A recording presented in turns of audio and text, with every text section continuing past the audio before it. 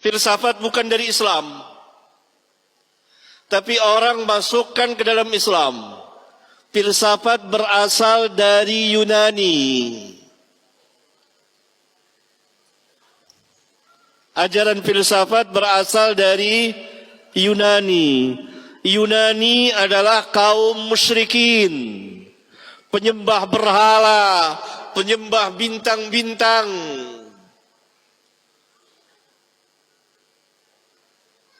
Orang yang tidak beriman kepada para nabi dan rasul. Assalamualaikum warahmatullahi wabarakatuh. Alhamdulillah kawan-kawan. Kembali lagi kita di channel Mbot Official. Kawan-kawan semua, di video kali ini kita akan mendengarkan salah satu kajian dari Ustadz Nuruddin, yang selalu pengajian Ustadz Nuruddin membawa pencerahan, membawa pemikiran-pemikiran yang luas, tidak sempit seperti pemikiran Salafi Wahabi, membawa pemahaman-pemahaman yang sebelumnya kita tidak dapatkan di kalangan para ulama-ulama yang sekarang lagi top-topnya, seperti UAS, seperti Ustadz Adi Hidayat, seperti Buya Yahya. Karena kawan-kawan, yang namanya ulama pasti ada sesuatu di dalam diri mereka masing-masing.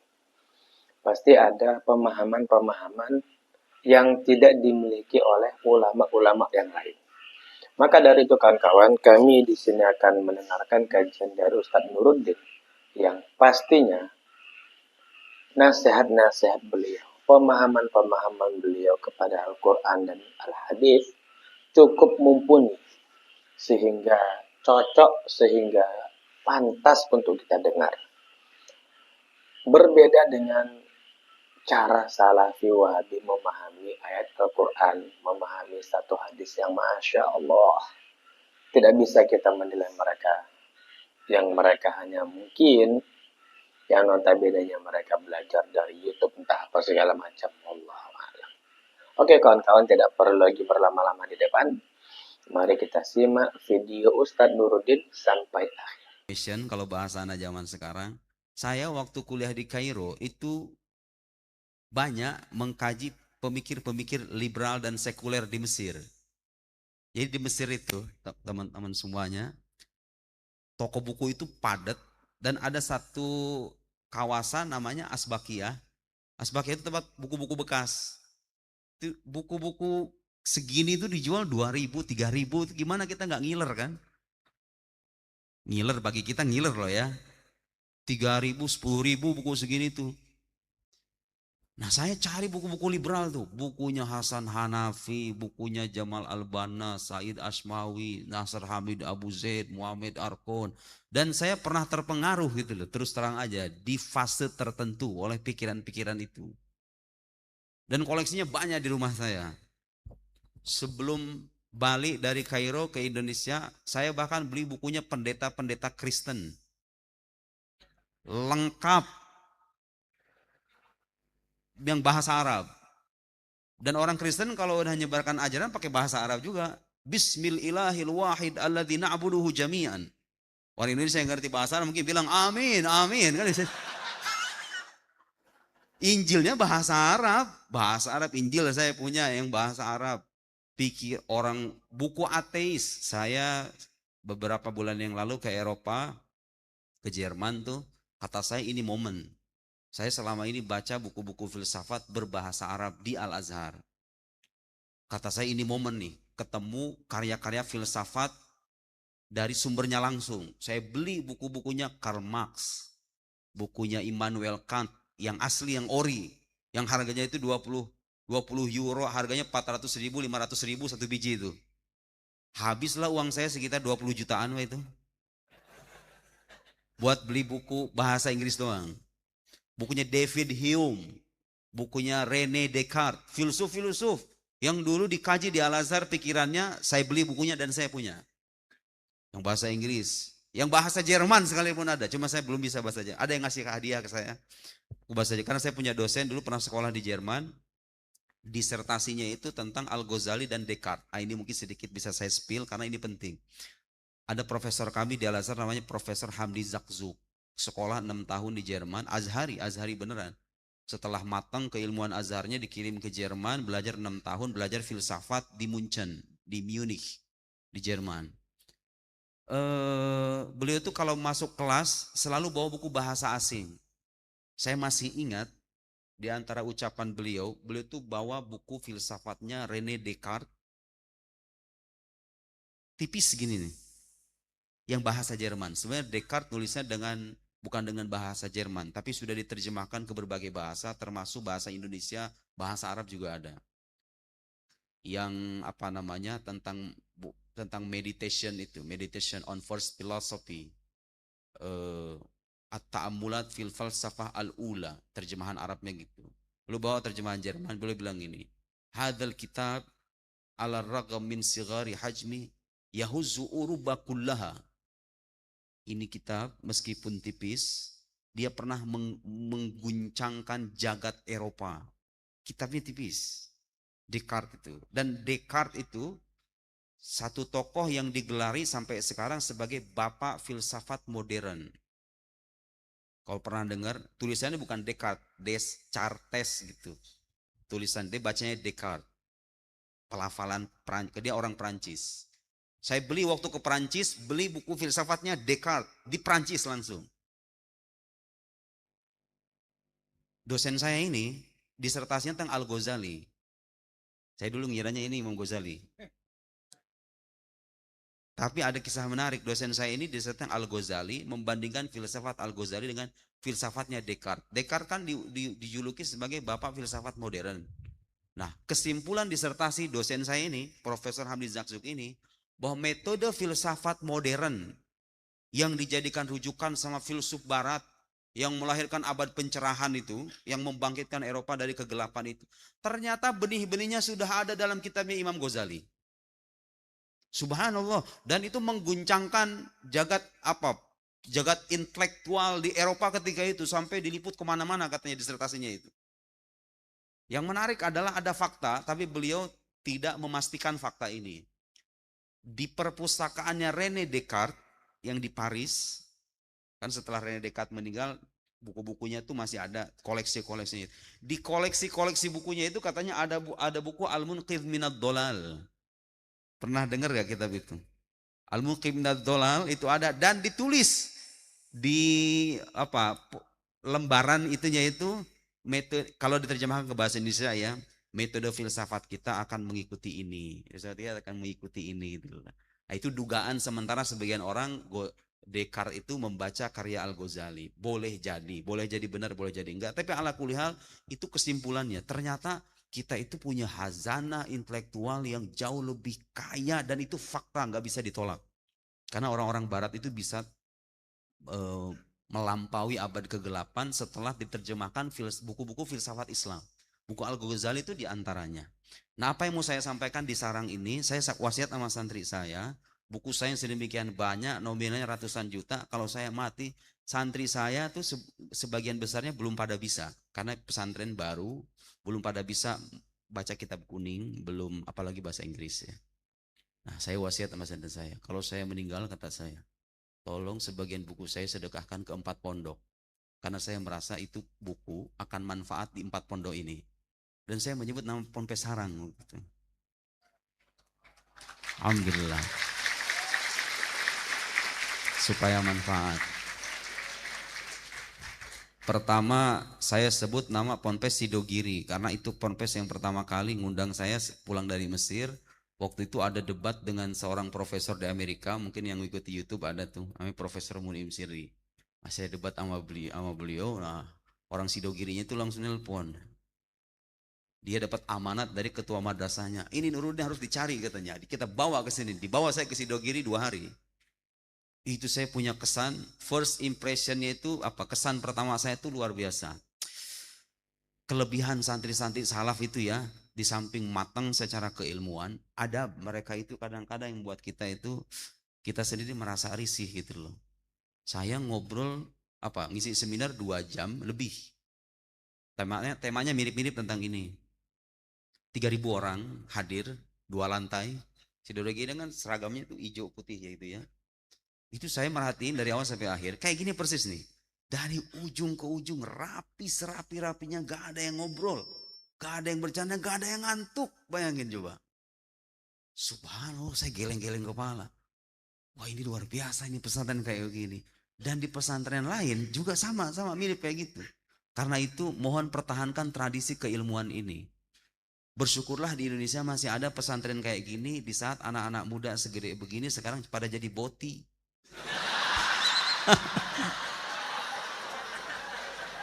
Itu yang harus disyukuri.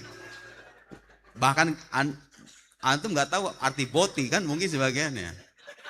Alhamdulillah, aduh ya Allah bersyukur masih ada pesantren kayak gini gitu loh. Baca kitab kuning, mewariskan tradisi para ulama dulu. Oh, itu luar biasa, itu nikmat besar. Antum fi ni'mat kabira. Itu nikmat besar. Antum dipilih oleh Allah untuk melanjutkan tradisi keulamaan itu. Subhanallah. Karena itu saya berharap nanti saya bilang sebagian buku saya sedekahin buat Ponpes Sidogiri, Ponpes Sarang, Ponpes Lirboyo. Subhanallah, uniknya itu Lirboyo ngundang juga di bulan yang sama. Kayak semacam isyarat Allahu alam gitu ya. Tapi saya merasa wah, berarti ini wasiat saya udah bener nih. Cuman sama Lirboyo nggak pas waktunya, jadi Allahu alam mungkin di lain waktu. Sebenarnya buku bahasa Inggris. Keluarga saya sebenarnya keluarga pesantren modern, keluarga gontor. Nah, kata saya kalau yang bahasa Inggris nggak bakal kebaca di sini.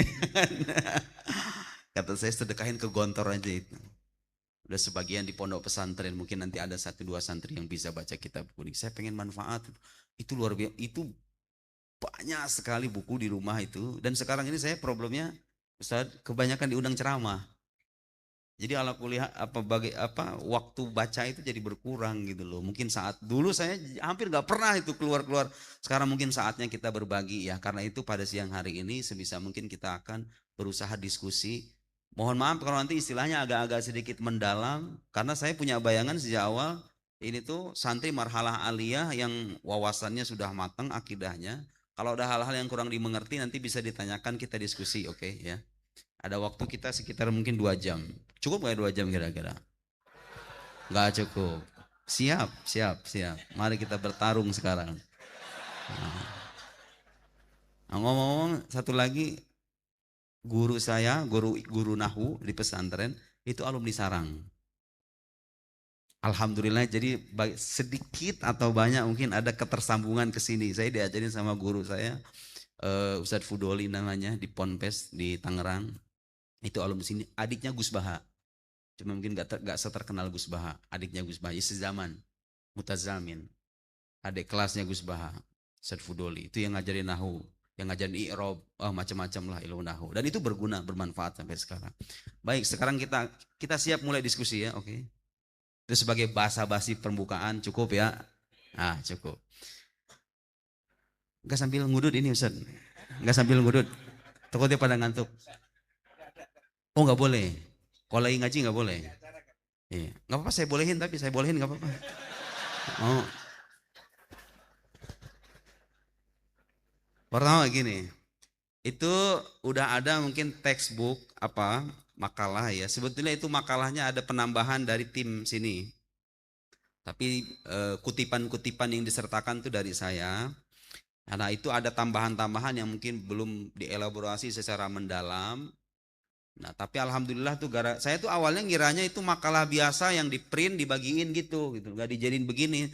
Tahu dijadiin begini saya seriusin jadiin gitu loh. Tapi alhamdulillah ala kulli hal mungkin nanti akan terbit buku dengan judul ini nih. Saya udah punya bayangan. Buku selanjutnya dengan judul ini. Dan itu penting. Kenapa penting? Karena begini. Salah satu problem. Saya bilang ini problem. Para santri di pesantren salaf tradisional, mereka itu matang secara wawasan, kaya secara bekal keilmuan, tapi problem mereka itu kadang-kadang kurang mampu mempopulerkan, menggunakan bahasa-bahasa yang kekinian, yang bisa diterima oleh orang zaman sekarang. Karena itu PR kita nih. Sebetulnya yang berhak menghiasi YouTube, Instagram tuh antum-antum ini gitu loh. Serius, ya bener gak Ustaz? Harusnya konten kreator tuh mereka ini, harusnya nih. Harusnya, bukan mereka-mereka yang gak jelas asal-usulnya itu.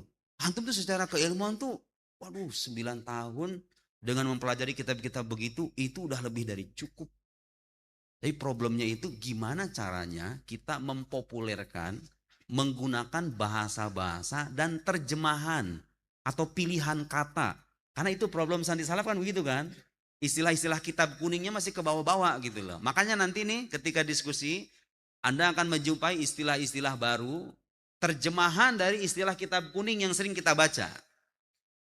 Nah itu penting, harus tahu itu. Supaya apa? Supaya ilmu yang kita pelajari di pesantren ini, yang sudah mendalam ini, bisa tersampaikan dengan baik untuk orang zaman sekarang. Khotibun nas ala qadri ukulihim. Begitu kan? Nah jadi penting.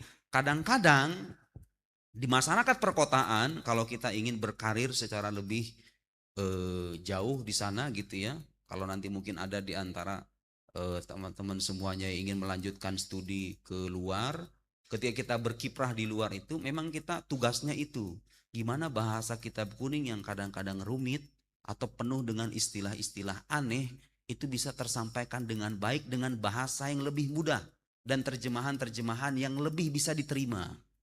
Gimana caranya? Saya dulu punya kebiasaan, saya juga kan backgroundnya pernah santri salaf, pernah modern, pernah, jadi dua-duanya pernah ngerasain. Pernah ngerasain utawi iki iku pasal sawiji itu kan saya pernah ngerasain. Ngalogat pakai kolam yang dicocolin ke busa itu saya ngalamin. Saya ngalamin itu. Sekarang udah nggak ada Ustaz ya.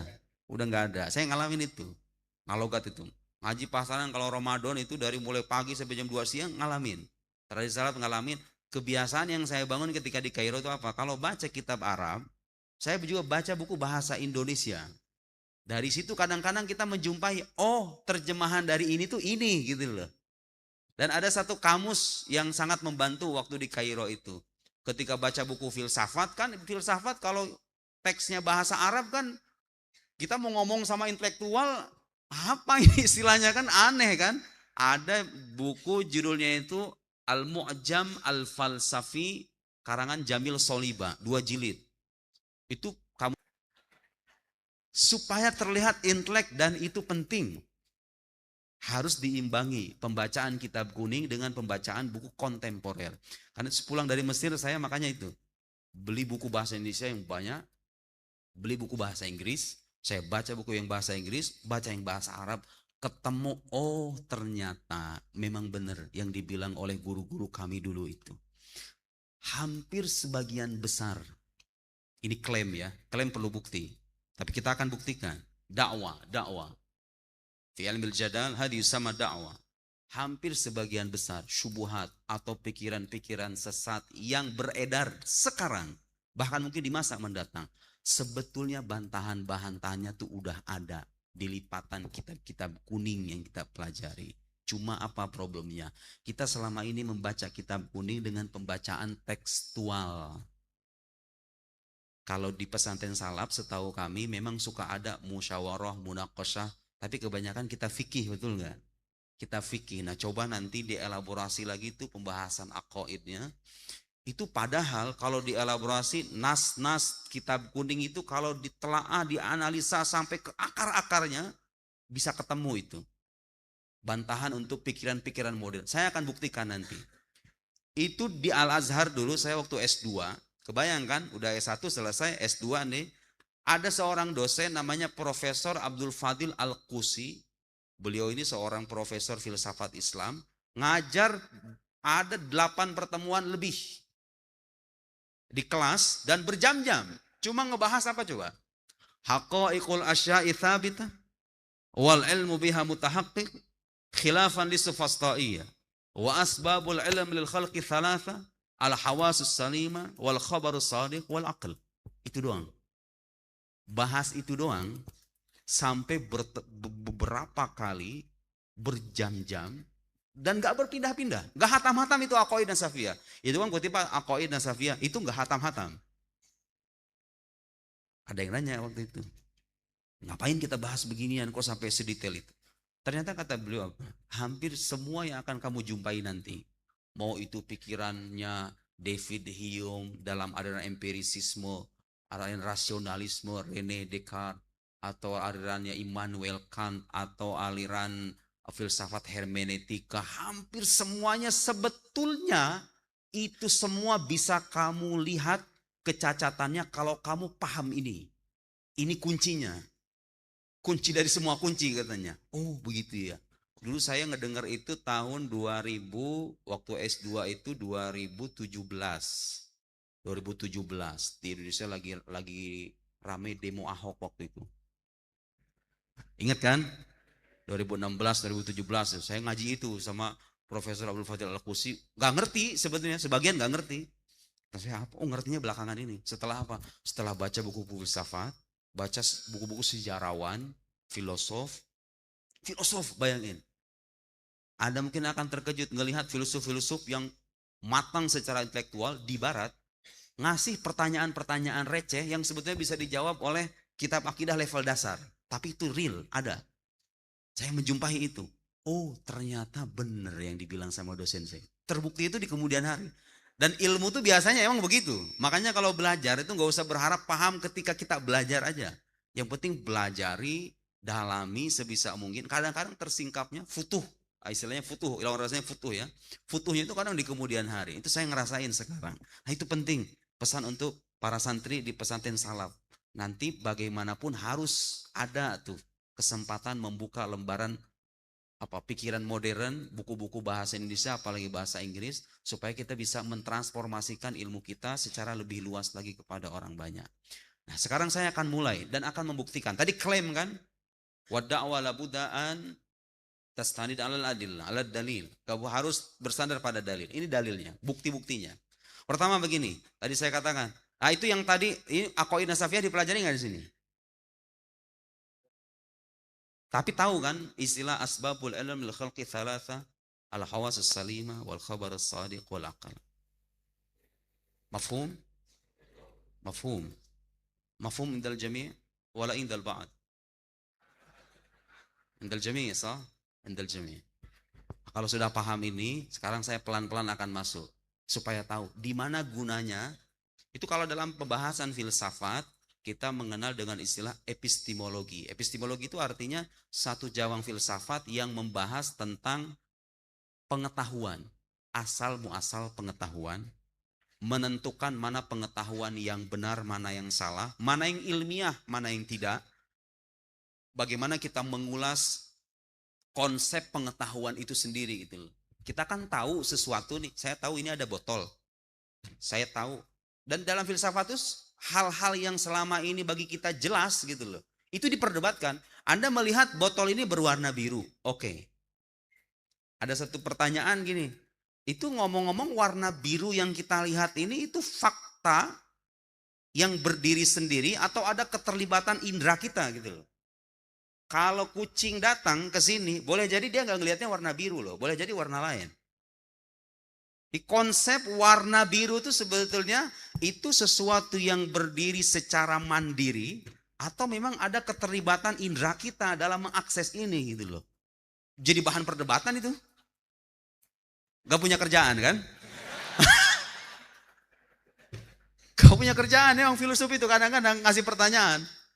Bahkan mereka berdebatkan. Ketika Anda melihat sesuatu itu real, Anda melihat ada meja, melihat ada kursi. Kita melihat diri kita. Sebetulnya itu tuh sesuatu yang betul-betul real atau itu tuh ada pengaruh dari ide kita. Atau yang real itu ide kita. Ide tentang, saya kan baru tahu ini meja ketika saya punya ide di kepala saya tentang meja. Sebetulnya meja itu gak pernah ada loh di alam luar itu. Manusia itu gak pernah ada di alam luar. Gak ada yang namanya manusia. Insan, al-insan kal mafhum al-kulli. Mafhum kulli. Ini belajar mantek kan? Mafhum hayawan natik. Taunya insan hayawan natik. Nah, kita praktekkan sekarang. Konsep insan, manusia, itu kan konsep universal. Berlaku bagi Zaid, bagi Amr, bagi fulan. Di alam luar, fil waqi al-khariji, al-waqi al-khariji itu realitas eksternal. Tuh. Harus tahu istilah-istilah begitu.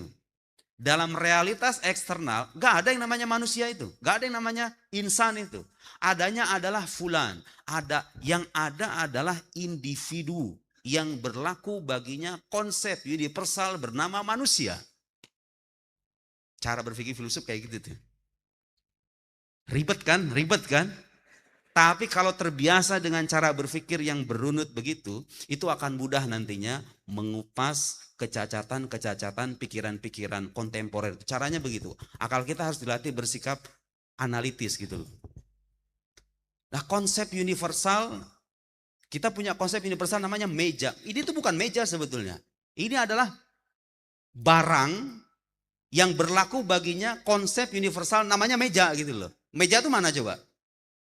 Ini kaca. Itu pun bukan kaca. Benda yang berlaku baginya ketika Anda bilang ini adalah kaca. Kaca itu kan konsep kan? Mafhum dia itu. Ketika Anda bilang ini adalah kaca, itu bukan kaca sebetulnya. Betul nggak? Oke, udah pusing dikit-dikit gak apa-apa. Bukan kaca. Ini adalah benar, kaca itu kan konsep universal. Terus yang real itu yang mana gitu loh. Ide kita tentang kaca atau objek kaca ini gitu loh. Jadi bahan perdebatan. Muncul aliran namanya idealisme dengan realisme. Ada pertanyaan yang lebih lucu lagi begini. Mungkin nanti bisa dijawab. Kalau ada pohon jatuh di tengah hutan belantara, tidak ada manusia di sana. Pohon jatuh, bayangin. Ada pohon besar jatuh di tengah hutan belantara, nggak ada seorang pun manusia. Kira-kira ketika dia jatuh muncul suara atau enggak? Kebanyakan kita akan jawab muncul kan? Masalahnya nggak ada orang. Nggak ada orang. Ya kan? Jadi istilah suara itu sebetulnya sesuatu yang objektif, yang berada pada dirinya sendiri, mewujud fi haddi dzatihi gitu ya. Yatahaqqaq fi'lan fil alamil khariji, atau dia itu memang baru dinyatakan ada ketika ada subjek yang mengaksesnya gitu loh. Jadi bahan perdebatan itu. Muncul aliran nanti namanya yang dipropori oleh Immanuel Kant, namanya realisme kritis. Realisme kritis intinya begini. Intinya dia ingin bilang begini, bahwa realitas itu artinya al-waqi', kenyataan. Realitas itu tidak berdiri secara mandiri. Dia bergantung pada subjek yang mengaksesnya. Ada hubungan, kok ada korelasi erat. Saya itu bisa tahu ini adalah anggur, ini adalah jeruk dengan spesifikasi begini. Karena ada saya sebagai subjeknya gitu loh. Nah, realisme kritis itu memandang bahwa realitas itu gak berdiri secara independen. Selalu menisyakan adanya subjek. Bahkan Immanuel Kant itu punya pandangan begini. Kita ini gak bisa mengetahui sesuatu sebagaimana adanya. Anda itu gak akan pernah tahu anggur sebagaimana anggur semestinya. Anggur sebagaimana al-inab fi nafsihi gitu.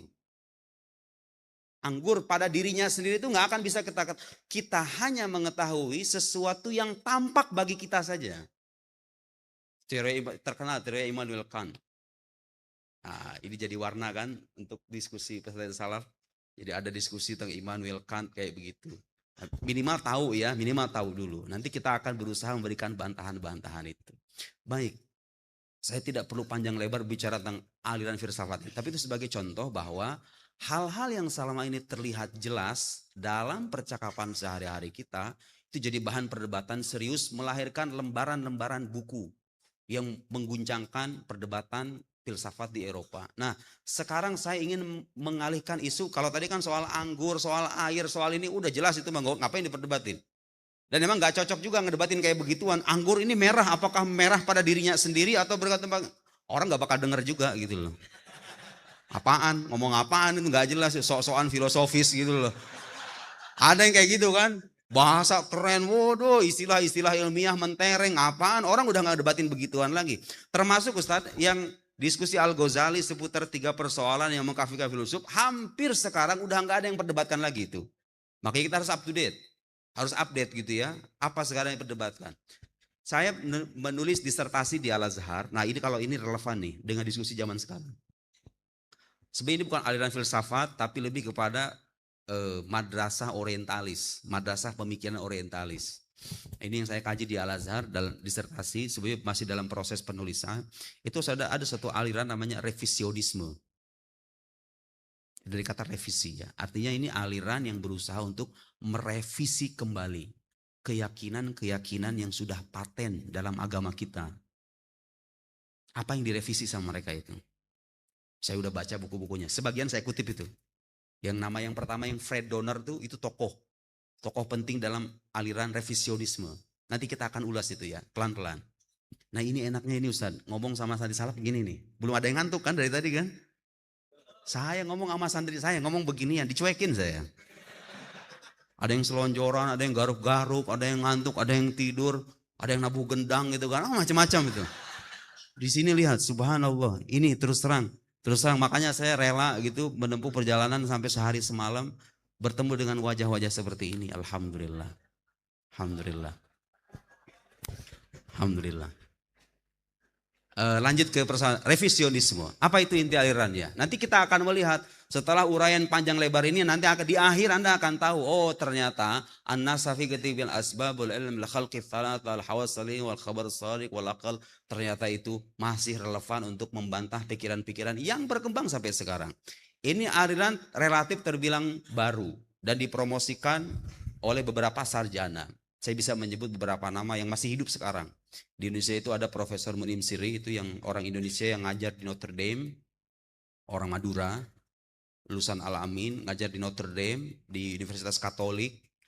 Dia menulis beberapa buku, saya udah baca buku-bukunya. Waktu saya ngajuin proposal disertasi itu, saya ajukan itu ke dosen profesor saya, Profesor Ibrahim Abdul Syafi. Beliau bilang gini, wah ini mau tuh jahit, mumtaz katanya. Bagus ini judul ini, kamu harus nulis ini. Karena emang itu relate dengan isu keagamaan di era sekarang. Apa intinya ada revisionisme itu? Pengen apa dia? Dia ingin menggugat kembali hal-hal yang selama ini kita terima sebagai sebuah kebenaran dalam agama kita dari sudut pandang sejarah. Saya beri contoh begini. Kita ini sebagai muslim sebenarnya bukan hanya menerima, karena kita sudah belajar gitu loh. Bukan langsung terima gitu aja. Kita itu sudah mempelajari dan membuktikan bahwa sejarah kehidupan Nabi Muhammad Sallallahu Alaihi Wasallam tersampaikan kepada kita melalui metode historis yang ketat, termasuk hadis-hadisnya kan. Nah orang Barat, saudara-saudara sekalian, asal kita tahu, mereka punya problem dengan masalah itu. Ketika mereka mengkaji kitab sucinya, Bible, mengkaji sosok sentral dalam agamanya, Yesus Kristus. Mereka punya problem dengan itu. Kenapa? Karena hampir nggak ada sumber sezaman gitu loh, yang merekonstruksi atau menarasikan ulang sejarah hidup Yesus itu. Dan itu diantara khosois Nabi Muhammad Sallallahu Alaihi Wasallam. Kehidupannya tersampaikan dengan jelas, bukan cuma kehidupannya, kehidupan sahabat-sahabatnya. Dalam sejarah agama Kristen itu agak sulit. Sekarang kalau kita bicara penyaliban Yesus misalnya, siapa saksi mata penyaliban Yesus itu? Nama-nama orangnya siapa? Biografi, gak ada ilmu jarah wa ta'dil dalam mereka itu, gak ada. Gak ada kan, nama-nama itu buram juga fakta sejarahnya. Makanya kita gak bisa mengatakan khobar atau kabar tentang penyaliban Yesus sebagai khobar mutawatir. Karena syarat khobar mutawatir labuda ayantahi ilal his. Harus berakhir pada saksi mata gitu loh, yang melihat itu. Saksi mata yang menyaksikan Yesus disalib dan itu benar-benar Yesus itu siapa?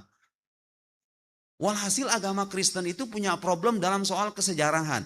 Trinitas yang sekarang dianut sama mayoritas umat Kristen, itu kalau kita lacak di Bible ternyata nggak ada. Saya terakhir punya podcast sama Dondi Tan itu, dia kan punya koleksi tuh buku-buku Kristen yang terlarang dan yang diberedarkan. Nah saya baca yang terlarang-terlarang.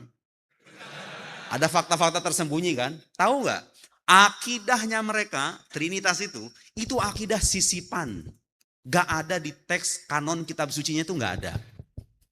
Sementara dalam Islam, akidah itu harus bersandar pada dalil dan dalilnya qot'i, mi'ah fil mi'ah. Betul gak? Hadis ahad. Kebayang ini, hadis ahad yang sudah terbukti sahih. Kebayang kan? Hadis ahad sahih itu masih bisa diperdebatkan kalau dia yu'arid al-qat'i, yu'arid al-mutawatir. Karena jadi hadis syadz. Saking ketatnya gitu orang Islam merumuskan akidah. Gak bisa kita memeluk akidah yang dasarnya masih dhonni. Hadis itu jadi bahan perdebatan sejujurnya. Hadis ahad boleh gak dijadikan sandaran akidah. Tapi khulasatul kalam, hadis ahad bisa jadi sandaran akidah kalau apa? Kalau dia ala sabilil isti'nas.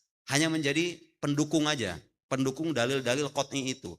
Kalau dia berdiri sendiri atau diperdebatkan atau menentang yang bersifat qat'i, Al-Quran atau sunnah mutawatirah, itu jadi bahan perdebatan. Tapi ala sabilil isti'nas boleh. Dan banyak hadis-hadis ahad yang kita gunakan dalam akidah itu. Hadis tentang misalnya apa? Al-Masihud Dajjal. Meskipun Syekh Al-Siddiq Al-Ghumari memandang itu hadis mutawatir. Nuzul Isa fi akhir zaman.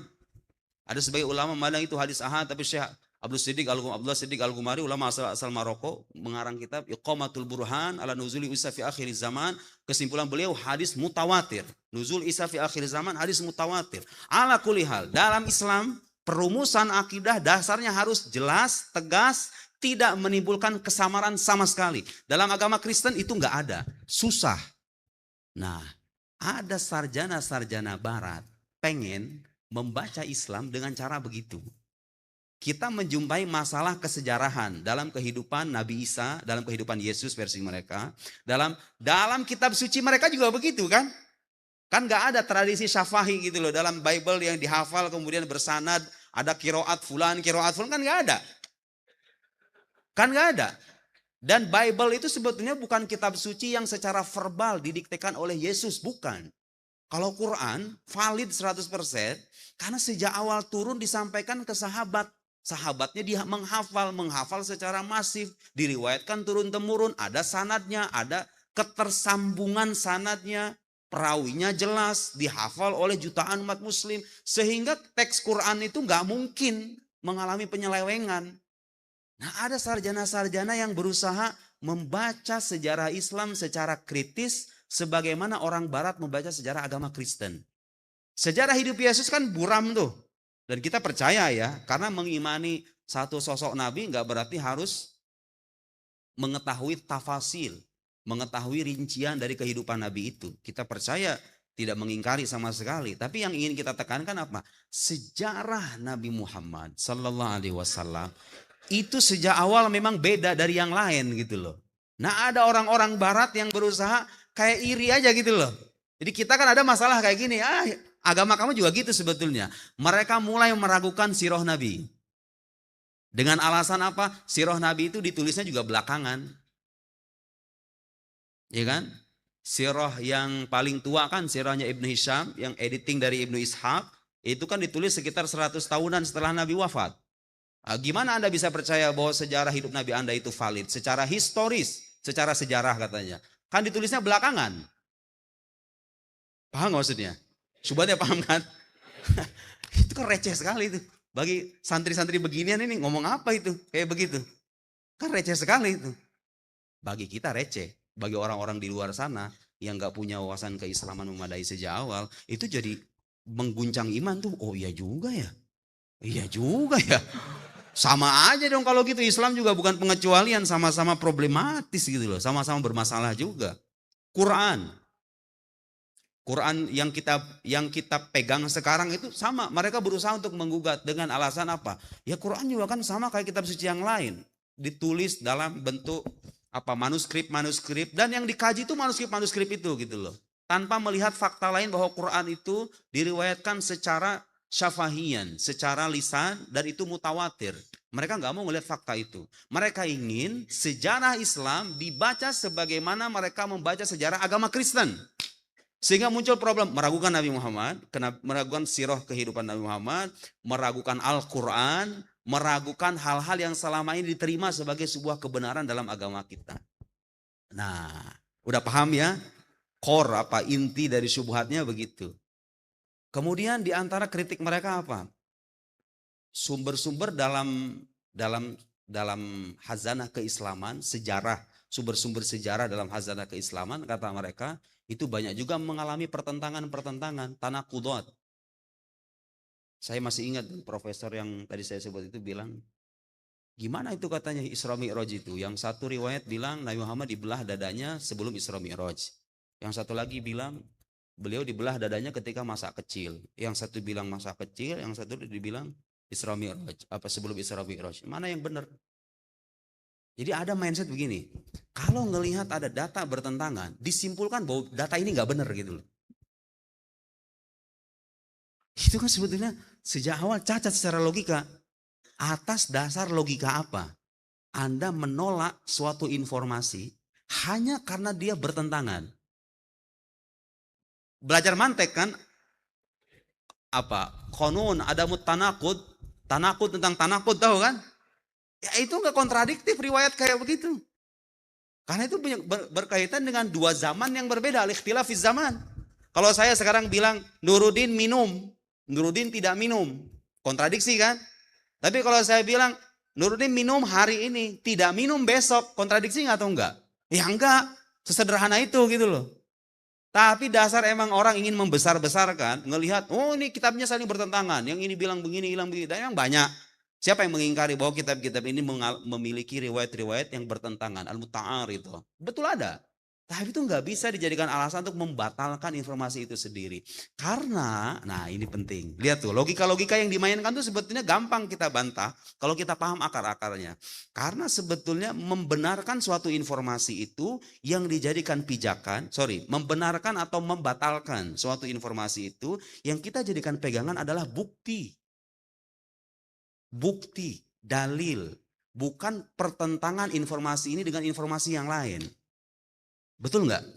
Iya dong, sederhana itu. Kalau mau tahu ini informasi benar atau enggak, ya diteliti gitu loh. Dan kita punya hazanah keislaman, hazanah keilmuan yang meneliti riwayat, ini riwayat sahih, ini riwayat do'if, ya ini mursal, ini munqati. Kalau hadis kan begini, ini ahad, mutawatir. Ada, orang barat nggak punya. Nah, lihat tuh. Pelan-pelan Anda mulai paham, oh ternyata begitu. Itu salah satu perdebatan yang sekarang cukup banyak dikaji sama orang-orang barat. Mereka berusaha ingin melihat Islam dengan cara pandang yang berbeda dengan cara pandang kita selama ini, meragukan agama ini. Dan lagi-lagi, kalau kita melihat hazanah keislaman yang kaya itu, hampir nggak bisa itu yang bertahan satupun kritikan mereka. Semua udah ada bantahannya gitu loh. Termasuk soal sirah nabawiyah. Soal sirah nabawiyah kalau tulis belakangan itu. Dia ditulis belakangan betul. Nah, ternyata setelah saya baca juga sirahnya Ibnu Hisham itu, sirahnya Ibnu Ishaq itu ternyata bukan yang pertama. Dalam istilah ulama sirah itu ada istilah namanya, ada perbedaan, ada tadwin, ada apa istilahnya itu? Ada marhalatul jama', marhalatul tadwin, marhalat ta'lif dan lain-lain. Ibnu Hisham itu ternyata berdasarkan data-data yang saya baca, bukan kitab sirah yang pertama. Ada kitab sirah yang paling tua tapi nggak sampai ke kita gitu loh. Dan kalaupun nggak sampai data tertulis itu, bukan berarti datanya nggak ada kan? Betul nggak? Tidak ada bukti tertulis bukan berarti tidak ada bukti kan? Betul nggak? Maksudnya logika yang kita pelajari di pesantren itu. Adamul wujdan la yadul ala adamil wujud. Enggak, kalau istilah usul fikihnya itu apa? Adamud dalil. Bukan. Aduh, saya lupa. Coba yang ngaji usul fikih itu. Jadi kalau tidak ada satu macam bukti itu bukan berarti nggak ada bukti sama sekali kan? Kalau kita nggak ngelihat ada bukti tertulis, dan ngomong-ngomong itu yang dibicarakan sama orang yang bicarain nasab itu. Yang ngedebatin nasab tuh mirip cara berpikir dengan cara pikir orientalis tadi itu.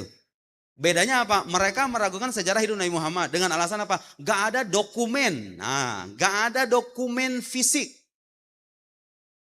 Bahkan yang ekstrim, saudara-saudara sekalian, sarjana-sarjana revisionisme itu sampai ke titik mereka itu meragukan hal-hal yang sudah mutawatir bil qata. Seperti misalnya Quran turun kepada Nabi Muhammad di antara Makkah dan Madinah, ya kan? Nah, ada seorang pelopor dan tokoh utama, dia julukannya nabinya kaum revisionis. Namanya itu John Swansbrook. Dia punya 2 buku, Quranic Studies, itu buku dia yang terkenal, dan Sectarian Milieu. 2 buku itu. Kesimpulan dia, Quran ini kan katanya memuat banyak perdebatan canggih yang sophisticated gitu, dengan Yahudi, dengan Kristen, mendebat keyakinan mereka. Dia berkesimpulan Quran ini gak mungkin turun di Hijaz, gak mungkin turun di Arab. Akhirnya dia berspekulasi kalau begitu Quran ini turun di tengah masyarakat yang masyarakatnya itu heterogen, beragam gitu loh. Nah, akhirnya dia berspekulasi kayaknya muncul di Mesopotamia, di Irak. Sampai jauh-jauh ke Irak coba gitu. Hanya untuk melihat, berspekulasi aja itu sebetulnya.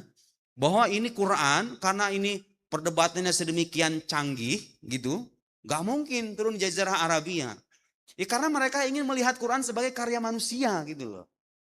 Logika yang dibangun tuh begini. Kalau Anda orang Indonesia tinggal di Sarang, di Rembang, dan hidup Anda hanya berkutat di sini aja gitu loh. Gak punya akses teknologi, informasi keluar. Paling-paling kalau ngasih contoh atau ngasih ulasan gak bakal jauh dari sini kan. Ngapain debat-debat sama orang Jakarta gitu loh. Atau ngulas perdebatan orang-orang di luar kota sana. Orang kita gak ada akses.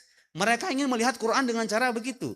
Ini Quran ini perdebatannya tuh melampaui tempat kelahirannya gitu loh. Gak mungkin ini kalau di Arab ada perdebatan kayak gini. Akhirnya dia berspekulasi kemana-mana. Akhirnya kayak gitu.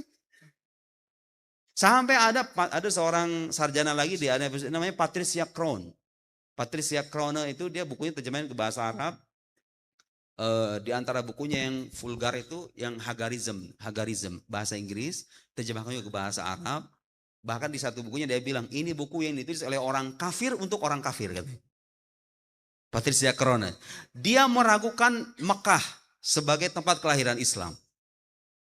Sesuatu yang sebetulnya bahkan ada Yahuda Nevo, seorang revisionis ekstrim, dia meragukan keberadaan Nabi Muhammad. Gak ada itu yang namanya Nabi Muhammad. Dan emang gak bisa diajak diskusi orang kayak begitu. Orang-orang yang mengingkari hal-hal yang bersifat jelas gitu, al-mutawatirat. Nah, tapi itu real terjadi. Artinya apa? Kritik-kritik, syubhat-syubhat yang berkembang di luar sana itu sebetulnya tidak ada yang betul-betul menggoncang dalam arti sulit dicarikan bantahannya. Itu kritik-kritik remeh sebetulnya. Kalau kita paham hazanah keislaman sedemikian kaya itu. Nah, saya udah baru mengulas mungkin itu beberapa persen aja dari banyak sekali kritik-kritik atau diskusi filosofis di era sekarang yang cukup berkembang. Nah, sekarang saya akan masuk memperlihatkan kepada Anda bagaimana hazanah keislaman atau Turos, kitab klasik, sebetulnya sudah memberikan bekal, fondasi itu. Kalau Anda paham uraian An-Nasafi itu yang bilang bahwa perantara pengetahuan itu ada 3. Al-hawasus salima, wal khabarus shadiq, wal aql. Panca indera, akal, dan khabar shadiq. Nah orang barat itu, orang sekuler, orang barat secara umum, gak percaya sama yang 3 itu. Yang nomor 3, yang khabarus shadiq itu. Karena bagi mereka, karena kenapa mereka gak percaya? Karena kitab suci versi mereka itu sejak awal udah bermasalah gitu loh. Paham maksudnya? Gimana saya mau percaya? Makanya jangan heran ya kalau ngelihat ada studi kritis tentang Bible. Nah, itu metode-metode kayak hermeneutika itu sebetulnya dikembangkan tujuan awalnya untuk melihat mana sih sebetulnya sabda Yesus yang beneran punya dia itu gitu loh. Kan sudah tercampur tuh dengan yang lain-yang lain. Ada metode-metode kritis yang dikembangkan sama sarjana barat. Tujuannya apa? Mereka ingin melihat agama yang otentik kayak gimana gitu loh. Itu ketinggalan kan? Kalau kita udah dari dulu gitu loh, udah diuji dari dulu. Mereka baru belakangan ini. Nah, ada orang-orang yang pengen ngelihat sejarah Islam dengan cara begitu. Khobar shadiq, kabar yang jujur atau katakan yang terpercaya. Itu mereka mengingkari itu karena wahyunya bermasalah sejak awal. Kemudian mereka mereka punya konsep kenabian yang cacat juga. Kan nabi versi mereka itu bukan hanya menyampaikan pesan Tuhan, tapi itu penjelmaan dari wujud Tuhan. Makanya mereka menuhankan Yesus. Jadi Yesus itu dalam agama mereka dengan kita itu mirip sebagaimana kita mandang Quran. Jadi Anda perlu paham juga, orang Kristen itu melihat Yesus itu sebagai pertama dia adalah penjelmaan dari firman Tuhan. Kalau kita kan firman Tuhannya mewujud dalam bentuk nas. Al-Quran kan yang kita baca itu. Tapi kan kita gak mandang Quran sebagai Tuhan. Itulah kenapa dulu di era Abbasiyah pernah ada perdebatan keras seputar Al-Quran makhluk atau ghairu makhluk. Paham gak sekarang? Jadi mereka itu bersikeras, Mu'tazilah bersikeras bilang Quran makhluk. Karena kalau Quran dikatakan bukan makhluk, itu bisa membuat kita mirip dengan agama Kristen. Soalnya orang Kristen meyakini Yesus jelmaan firman Tuhan. Firman Tuhan kan gak mungkin makhluk. Ya Yesus Tuhan kalau begitu. Nah Ahlus Sunnah wal Jamaah mengatakan Al-Quran min hais al-kalam an-nafsi. Dari sisi kalam nafsi ghairu makhluk. Walakin min hais al-kalamil lafzi, sebagian ulama ada yang tidak mau menggunakan istilah makhluk karena khawatir yuaddi ila berakibat pada pemakhlukan atau memandang makhluk kalam nafsi. Kalam lafzi makhluk, hadis, mereka istilah hadis. Nah itu bil badahah gitu loh. Itu sebuah aksioma. Memang Al-Qur'an yang berupa lafaz itu ada permulaannya. Tapi mereka tidak mau menyebut makhluk, khawatir kalau kalam lafzi disebut makhluk, maka kalam nafsi juga makhluk. Karena itu hubungan antara dal dengan madlul, ya kan? Kalam lafzi dengan kalam nafsi, dal madlul. Kalau dalnya disebut makhluk, madlulnya disebut makhluk, wahadi ilal kufur. Itu mereka menyetop itu, nggak mau itu. Tapi itu poin perdebatannya. Di Quran versi kita itu, cara pandang kita melihat Quran itu, saya nggak bilang sepenuhnya mirip, itu agak mirip dengan cara orang Kristen memandang Yesus. Bedanya apa? Kita tidak meyakini Quran sebagai Tuhan. Orang Kristen meyakini Yesus itu bukan hanya penjelmaan Tuhan, tapi juga Tuhan itu sendiri yang mewujudkan dirinya dalam bentuk makhluk gitu loh. Makanya mereka mempertuhan itu. Itu beda sekali dengan kita yang tidak memandang. Makanya kita tidak mengatakan sifat Allah itu sebagai Allah kan. Apa sifat Allah itu apa kalau begitu? La hiya huwa wa la hiya ghairuh. Tahu kesimpulan itu enggak? Dalam mazhab Asy'ariyah. Sifatul Maula Subhanahu wa taala. La hiya huwa wa la hiya ghairuh. Dibilang bukan Allah, dibilang Allah bukan, dibilang selain Allah juga bukan. Terus apa itu? Nah, itu kalau paham mantik ada pembahasan mafhum, misdaq. Pernah tahu pembahasan itu? Mafhum masadaq, mafhum masadaq. Sifat Allah itu bukan Allah dari sisi mafhumnya. Sekarang kalau ada sifat Allah, sifat kudroh misalnya. Kan gak bisa Anda bilang sifat kudroh adalah Allah. Kan gak bisa. Min haisul mafhum. Dari sisi konsep. Karena Allah itu adalah zat yang memiliki sifat. Sementara sifat itu adalah salah satu sifat yang dimiliki, salah satu atribut yang dimiliki oleh zat. Dari sisi konsep dia bukan Allah, tapi dari sisi masodak, dari sisi wujud dia bukan selain Allah, dia ada pada zat Allah gitu. Terlihat rumit yang beginian ini kalau kita ngomongnya sama santri begini. Tapi kalau saya ngomong sama orang awam penjelasannya nggak kayak gitu. Kan ini saya ngomong sama santri ya.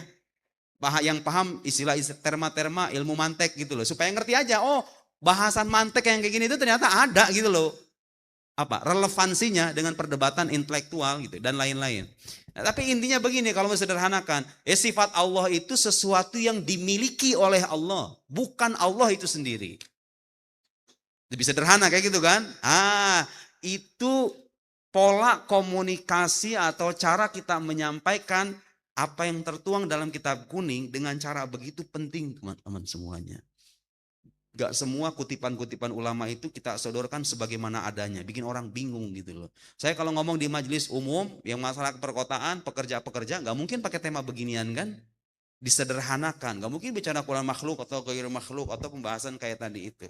Tapi kita menyederhanakan. Tapi berhubung kita sedang diskusi agak serius. Tapi paham maksud saya ya? Itu tadi. Oke kita masuk sekarang. Sampai mana tadi tuh? Allahumma sholli ala sayyidina Muhammad. Apa tadi? Iya, hermeneutika. Jadi begitu. Mereka tidak mengingkari khobar shadiq karena bagi mereka begini, kalau ada sesuatu yang diimani, ya udah itu urusan subjektif aja gitu loh. Nggak usah dibawa-bawa dalam diskusi ilmiah, itu urusan keimanan kita aja. Makanya istilah iman versi mereka itu beda loh dengan iman versi kita. Bedanya apa? Iman versi Kristen itu sesuatu yang kita terima sebagai sebuah kebenaran subjektif aja. Anda meyakini begini ya udah selesai gitu. Gak usah diperdebatin lagi. Ada sarjana, saya tahu sarjana-sarjana Kristen seperti semacam Richard Swinburne, William Lane Craig yang terkenal tuh, William Lane, yang suka debat sama orang ateis. William Lane Craig namanya. Itu terkenal sekali. Dia mendebat bagus argumen-argumen dan sebagian argumennya itu mirip juga dengan argumen-argumen yang ditulis sama ulama-ulama Muslim.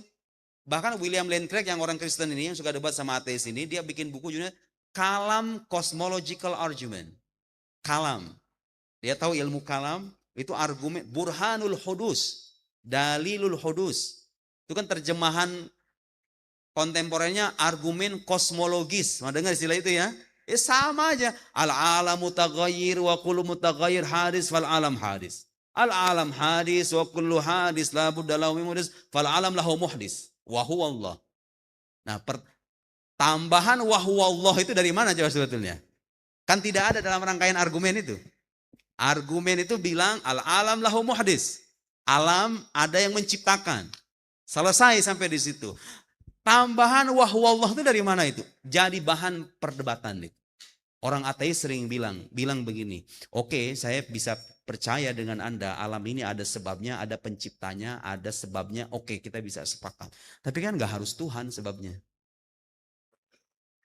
Kenapa harus Tuhan gitu loh? Itu terlihat pertanyaan sederhana loh ya. Tapi sebagian orang ketika dikasih pertanyaan kayak gitu, kadang nggak bisa jawab juga. Iya juga ya. Iya juga ya. Saya pernah kan di anak-anak muda gini Ustaz, nyampein yang begituan itu. Tiba-tiba muncul satu orang maju ke depan. Dia ngaku, dia udah mulai ragu sama agamanya. Ragu sama Tuhan dia. Masa dipancing gitu doang kata saya langsung ragu. Selemah itukah iman Anda gitu loh. Hanya dipancing pertanyaan gitu doang. Oh iya juga ya. Dan di antara perdebatan juga yang dan itu banyak orang meninggalkan imannya gara-gara ini nih. Namanya problem of evil. Masalah penderitaan. Jadi intinya kalau mau sederhanakan mereka itu bilang kalau Tuhan ini ada, ya kenapa harus ada gempa bumi, longsor, janda-janda terlantar, anak-anak kecil yang tidak terurus gitu kan. Ada kezaliman-kezaliman yang terbiarkan, ada orang yang terjajah dan itu dibiarkan. Kenapa orang-orang Palestina dibiarkan? Kalau Tuhan itu ada dan dia maha pengasih, kenapa harus ada fenomena keburukan seperti itu? Itu perdebatan panjang. Saya udah baca buku-buku orang barat itu ya. Dari mulai Alvin Plantinga, kemudian siapa lagi itu yang itu orang-orang Kristen. Banyak teolog-teolog Kristen bahas itu. Di Islam ada satu sarjana kontemporer orang asal Tunis tinggal di Amerika namanya Sami Amiri. Dia punya bukunya Mushkilatus Syarr wa Wujudullah. Bagus sekali bukunya. Meskipun dia pengikut Ibnu Taimiyah. Pengikut Ibnu Taimiyah dari sisi akidah gitu, tapi dia punya pemikiran counter yang bagus dalam masalah itu. Problem of evil. Dan sekarang di perkotaan banyak orang kayak gitu. Gak percaya Tuhan lagi gara-gara kecewa sama Tuhannya gitu loh. Ya kalau Tuhan ada, saya kenapa harus ngejomblo sampai sekarang gitu. Saya udah doa bertahun-tahun, kok kagak dijawab-jawab doanya? Terlihat sederhana, tapi ketika iman yang tipis itu yang diguncang, itu bisa berakhir pada kekufuran. Itu real. Dan sebetulnya orang-orang ini nih gak perlu penjelasan intelektual. Argumen burhan jad, gak perlu. Mereka perlu sentuhan psikologi saja sebetulnya. Jadi yang cocok ngomong sama mereka itu bukan intelektual, tapi psikiater. Yang muslim. Psikiater yang mengerti kondisi kejiwaan orang. Itu masalah psikologis. Dan bercampur kadang-kadang sekarang itu. Ada argumen-argumen yang terlihat logis, padahal itu sebetulnya emosi aja. Luapan emosional aja. Ya kayak orang itu. Bilang Tuhan enggak, padahal apa coba nyambungnya? Tuhan tidak ada. Argumennya adalah keburukan atau penderitaan di alam semesta. Gimana Anda merangkai premis itu coba? Sampai pada kesimpulan tidak ada Tuhan, sementara premisnya hanya sebatas melihat banyak penderitaan. Kan paling jauh kita katakan penderitaan ini menunjukkan bahwa Tuhan, na'udzubillah wal hikayah anil kufur laisa kufran. Ya. Paling jauh kita katakan Tuhan ini tidak baik, gitu kan? Bukan Tuhan tidak ada kan? Tuh lihat bagaimana belajar mantek itu penting begitu. Menyesuaikan antara premis dengan kesimpulan. Kesimpulannya Tuhan tidak ada. Ini premisnya bilang ada keburukan yang diciptakan Tuhan. So apa hubungannya gitu loh. Justru kan begini, kalau kita balik logikanya, loh adanya keburukan itu jadi tanda Tuhan ada. Iya kan? Karena keburukan sesuatu yang mungkin. Sesuatu yang mungkin. Sesuatu yang kontingen. Bisa jadi ada, bisa jadi nggak ada. Dan harus ada murojih. Kenapa harus ada keburukan itu gitu loh. Kan dia bisa saja tidak ada. Harus ada sebabnya dong. Siapa yang menghendaki adanya keburukan itu? Manusia. Oke, manusia. Tapi di balik itu, kita runut lagi ke belakang. Alam semesta ini bisa ada bagaimana? Iya kan? Kita tarik ke belakang perdebatannya tuh. Oke, Anda mengatakan itu ulah manusia. Oke, kita bisa sepakat. Tapi mari kita tarik ke belakang lagi. Alam semesta ini bisa ada bagaimana? Nah, sekarang saya akan masuk ke persoalan lain. Sebagian atau katakan mungkin sebagian besar orang-orang ateis meyakini alam semesta itu ada dengan dirinya sendiri aja. Dia berproses secara alamiah gitu loh, melalui sebuah ledakan besar yang kita kenal dengan Big Bang itu. Big Bang terjadi, selesai. Tidak ada yang namanya Tuhan, tidak ada yang namanya, paling jauh mereka bilang gini, kita tidak tahu, kita tidak bisa menjangkau apa yang terjadi sebelum Big Bang itu. Lihat, perhatikan, saya ingin mengajari Anda membongkar logikanya pelan-pelan. Mereka yang mengingkari, orang ateis tentunya, yang tidak percaya Tuhan itu, mereka berkata alam semesta ini muncul melalui sebuah proses alamiah. Kita bisa berdiskusi proses itu bagaimana terjadinya, tapi ada sebuah proses alamiah melalui sebuah ledakan besar, dan kemudian terlahirlah galaksi-galaksi, alam semesta gitulah dengan segala variannya itu. Nah, kata mereka, sebelum Big Bang terjadi apa kita nggak tahu. Dan kalau kita bicara ada Tuhan di balik itu, lihat orang beragama so tahu katanya. Saintis itu katanya rendah hati. Kita mengatakan tidak tahu. Orang beragama katanya so tahu, bilang Tuhan begini. Sebetulnya begini. Di antara diskusi kontemporer yang juga banyak memuat kekeliruan epistemologis. Kekeliruan dalam soal epistemologis. Itu mencampur adukan antara sains, agama dengan filsafat. Nah, saya mau masuk sekarang perdebatan keras di antara para ilmuwan sekarang. Sebenarnya bagaimana kita memandang hubungan tiga hal ini. Agama, filsafat dengan sains. Saya ingin berikan contoh kepada Anda bagaimana cara berpikir yang salah. Seorang saintis berbicara menyangkut problem filosofis. Itu nggak benar. Karena begini, perhatikan teman-teman semuanya. Sains modern itu berbicara tentang bagaimana mendeskripsikan alam semesta. Hujan itu gimana sih terjadinya? Mereka punya penjelasannya.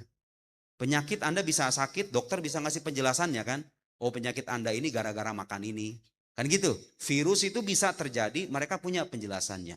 Jadi sains itu sifatnya deskriptif. Menjelaskan bagaimana proses terjadinya A, B, C, D dan seterusnya. Termasuk dia menjelaskan bagaimana alam ini bermula gitu loh. Tugasnya saintis itu begitu.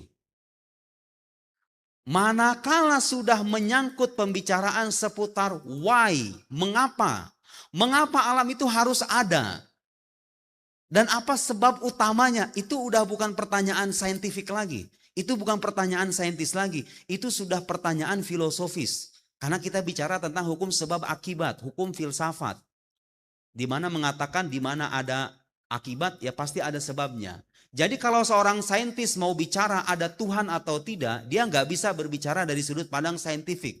Dia harus dan kita harus membicarakan soal apa di balik Big Bang atau siapa yang menjadi sebab utama di balik Big Bang dari sudut pandang filosofis, dari sudut pandang logika. Iya kan? Sains menjelaskan bagaimana alam bermula. Filsafat melangkah lebih jauh, siapa di balik permulaan itu? Itu pertanyaan filosofis, pertanyaan filsafat gitu loh. Menjelaskan sebab utama. Kalau kita bicara soal sebab akibat kan itu hukum filsafat sebetulnya. Anda kan di alam luar nggak pernah melihat yang namanya sebab akibat itu. Ada sebab akibat di alam luar. Bisa ditelaah dengan teleskop, dengan alat-alat modern namanya sebab akibat. Ada? Nggak ada. Mana coba yang namanya sebab? Saya makan, saya kenyang. Itu kan contohnya Al-Ghazali. Contoh yang sering kita simak di kitab kuning. Kita makan, kita kenyang. Yang ada itu ya makanan dengan rasa kenyangnya. Kan gitu yang real. Tapi ketika Anda mengatakan makanan adalah sebab terlahirnya rasa kenyang. Itu dari mana coba itu? Dari mana itu? Mengatakan bahwa ini adalah sebab bagi ini. Itu kan analisis rasional kita, ya enggak?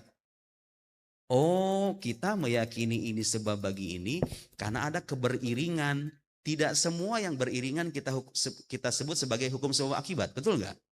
Pagi ayam berkokok setiap pagi. Apakah kita sebut bahwa pagi ini disebabkan oleh ayam berkokok? Enggak juga. Enggak semua yang beriringan kita katakan sebab akibat. Tapi ada proses dalam logika kita di mana kita menangkap. Ada kejadian yang terus berkelanjutan dan ada hubungan. Ada hubungan yang konsisten antara A dengan B ini kita simpulkan. Ini sebab bagi ini. Gitu kan? Itu pembahasan filosofis. Jadi kalau kita mengatakan Tuhan ada, kita nggak bisa menggunakan argumen saintis. Mengatakan Tuhan ada itu dasarnya adalah hukum akal, rasio. Makanya An-Nasafi bilang, sumber pengetahuan gak cuma panca indera. Karena kalau Anda hanya membatasi pengetahuan dengan pengetahuan indrawi saja, Anda gak akan bisa sampai pada kesimpulan Tuhan itu ada. Betul gak? Mengatakan Tuhan ada yang kita gunakan tuh al-barahin al-aqliyah. Argumen-argumen rasional. Disitulah pentingnya pembahasan ahkamul aql thalatha al-wajib wal mumkin wal mustahil. Tahu itu kan? Ya itu sebetulnya cocok dan penting. Kita pelajari supaya kita paham bangunan argumen para ulama muslim ketika menyimpulkan kesimpulan-kesimpulan tertentu itu. Itu contoh. Sains dengan filsafat bicara di dua ranah yang berbeda. Sekarang bagaimana dengan agama? Nah, agama ini tentu oleh orang-orang sekuler, orang ateis dipandang sebagai sesuatu yang tidak berguna. Sesuatu yang tidak punya standar ilmiahnya gitu kan. Tidak punya standar ilmiahnya, ya udah diyakini aja gitu loh. Anda yakin, percaya, selesai, nggak usah debat-debatin. Kalaupun ada nyari-nyari argumen, ya itu argumen yang dibuat-buat aja, bukan argumen ilmiah gitu loh. Itu pandangan mereka begitu. Kalau Anda menganut epistemologi, paham epistemologi ya? Kaum sekuler yang mengesampingkan wahyu sebagai sumber pengetahuan yang valid gitu, otomatis Anda akan mengikuti itu. Jadi kalau kita bicara tafsir Quran, hadis semuanya enggak ilmiah semuanya itu. Nah, dasar pengetahuan cuman rasio dan pengalaman empiris saja. Al-hawasus salimah, panca indera, pengetahuan indrawi. Tapi masalahnya begini, ketika kita masuk ke dalam diskusi-diskusi yang lebih mendalam. Tadi kan kita bicara nih, soal ini contoh sederhana aja, menggambarkan hubungan sains, filsafat dengan agama. Sains bicara bagaimana alam itu bermula, filsafat mencari alasan kenapa dia harus bermula, atau mencari alasan siapa di balik permulaan alam semesta. Agama datang menjelaskan sifat-sifat pencipta alam semesta ini kayak gimana gitu loh. Itu kan di luar ranah akal sebetulnya.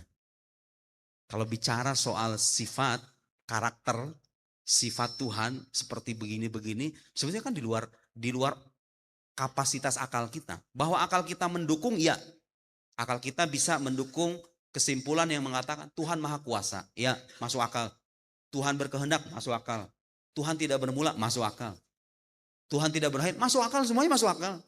Tapi menjelaskan secara detail gambaran penyebab utama ini, itu tugasnya agama. Makanya menyebut al-alam hadis, wa kullu hadis lahu muhdis, wa hadal muhdis huwallah, itu bukan dari burhanul hudus sebetulnya. Itu penambahan dari wahyu yang kita baca itu, bahwa ternyata ya kalau mau dirunut sampai akhir sebenarnya kita bisa debat juga. Kalau kita mau memperdebatkan kenapa harus Tuhan, kita bisa debat juga. Cuma perdebatannya ketika itu soal sifat aja kan. Sifat pencipta alam semesta ini kayak gimana gitu loh. Ya kalau kita mau debat panjang, kira-kira dia mungkin punya awal atau enggak? Enggak mungkin lah. Karena kalau dia punya awal pasti dia bergantung kepada yang lain. Yang lain berarti tasalsul, mustahil. Mungkin berakhir atau enggak, mungkin sama dengan makhluk atau enggak. Ujung-ujungnya itu untuk meringkas doang sebetulnya. Supaya kita enggak capek-capek debat. Kalau debat bisa gitu loh. Kalau debat bisa. Bahwa ini tuh Tuhan, yang lebih masuk akal itu memang Tuhan gitu loh. Tapi kalau kita mau berdebatkan bisa. Berhubung kita ingin meringkas, ala sabilil iqtisar gitu ya. Wa Allah, dialah Allah Subhanahu wa taala. Nama Allah itu, dan kenapa harus Allah gitu kan? Ya wahyu yang bicara itu. Sejak awal makanya kalau kita mau debat sama orang, kita harus lihat bangunan epistemologi apa yang dia bangun. Dia percaya dengan hukum akal atau enggak misalnya. Dan memang ada orang-orang yang mengingkari hukum akal itu. Bagi dia nggak ada yang namanya hukum akal. Pengetahuan yang valid itu hanya terserap dari pengalaman empiris. Lahir aliran filsafat namanya empirisisme. Pernah dengar itu nggak? Terjemahan Arabnya itu at-tajribiyah. Kalau penganutnya berarti at-tajribiyun. Pahamnya empirisisme yang mengatakan pengetahuan. Tokohnya David Hume yang terkenal. Saya punya bukunya, tebal segini nih. Dan bahasanya emang bahasanya itu yang pelik, muakkad, susah. Bahasa-bahasa filsuf itu memang dari dulu kayak gitu. Itu kitab kuningnya para filsuf di barat. Kitab kuningnya mereka. Bukunya David Hume, bukunya René Descartes. Satu lagi ada aliran yang bilang, oh enggak, pengetahuan yang valid itu yang berasal dari rasio. Pengetahuan empiris hanya bisa tervalidasi ketika mengakui adanya pengetahuan rasional. Tokoh-tokohnya seperti René Descartes misalnya. Ada lagi pengikut-pengikutnya René Descartes itu Malebranche, kemudian siapa lagi tokoh di Perancis itu banyak. Descartes itu filsafatnya berkembang banyak di Perancis dan pengikut-pengikutnya banyak berkembang di sana. Nah, yang menjadi pembeda dalam tradisi Islam dan tradisi pemikiran Barat, kita mengakui semuanya dan tidak melihat adanya pertentangan antara ketiganya. Perhatikan, al-hawasus salimah, panca indera, lahir pengetahuan indrawi. Ada yang mengingkari pengetahuan indrawi? Tidak ada. Kalau tradisi di sini gimana? Kalau azan berhenti dulu apa lanjut? Lanjut. Saya ikutin mazhab orang sarang aja. Ayo kita lanjut.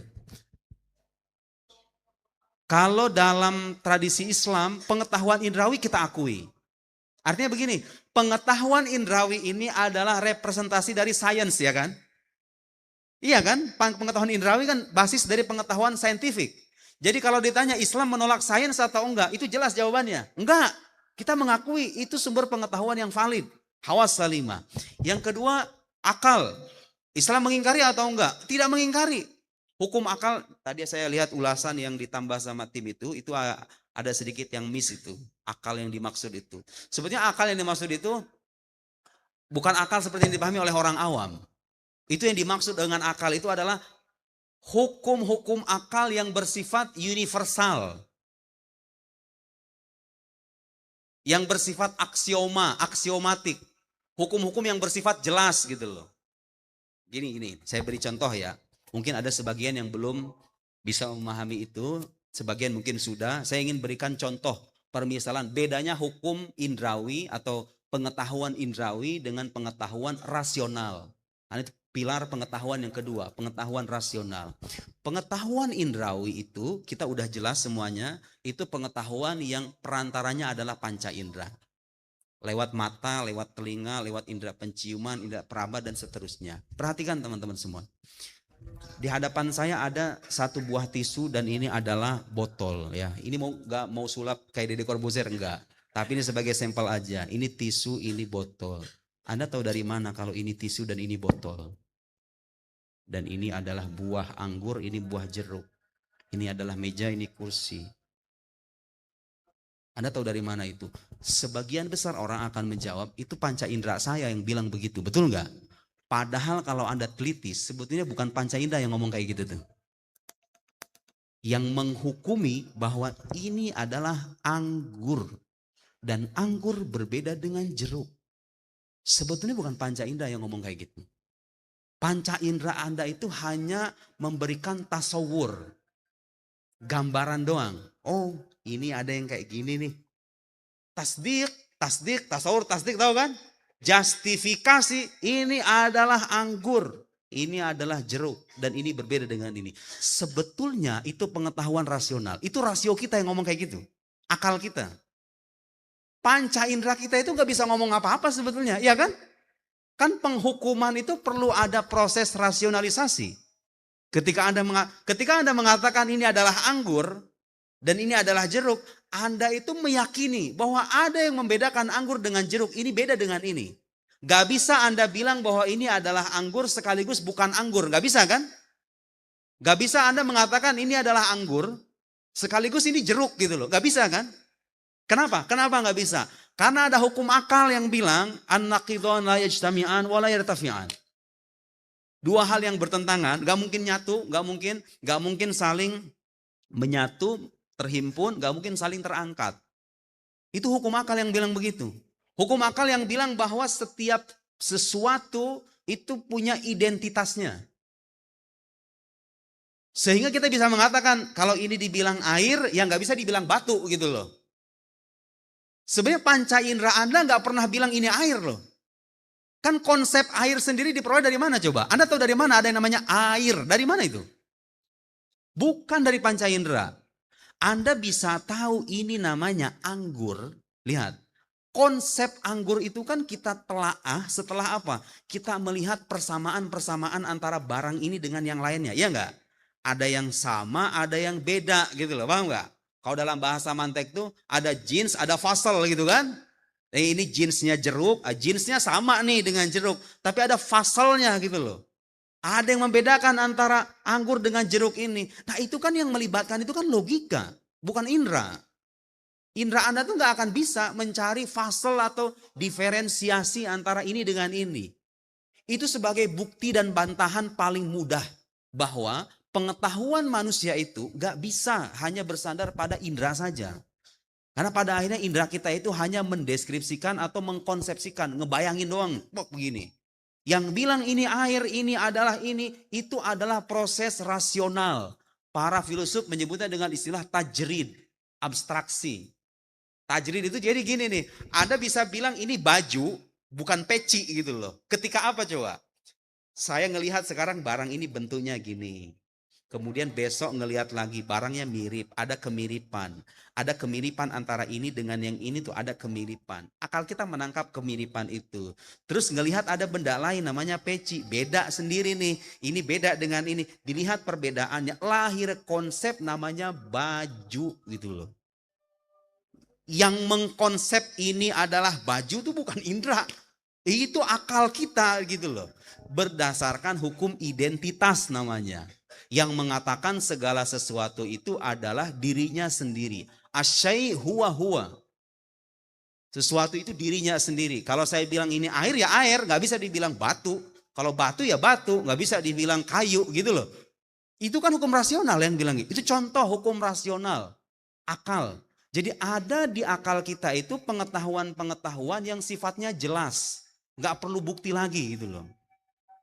Apa kalau dalam istilah manteknya itu? Badihi. Atau istilah badihi nadhari ya. Apa terjemahannya badihi nadhari itu? Aksioma dan spekulatif. Aksiomatik, spekulatif. Ada pengetahuan yang aksiomatik, yang jelas. Dan ada pengetahuan spekulatif. Sebagian besar pengetahuan kita itu tergolong spekulatif. Termasuk iman kita. Allah ada, Nabi Muhammad, Nabi Quran, kalamullah, fulan. Itu pengetahuan spekulatif, makanya harus ada dalil. Gitu kan? Tapi ada pengetahuan-pengetahuan yang jelas sejak awal. Dipandang benar oleh akal kita dan gak perlu bukti apapun. Contohnya kayak tadi, kalau saya bilang mas, saya bilang sama sampean, ini adalah air. Dan air beda dengan batu. Itu perlu bukti apa enggak? Itu jelas.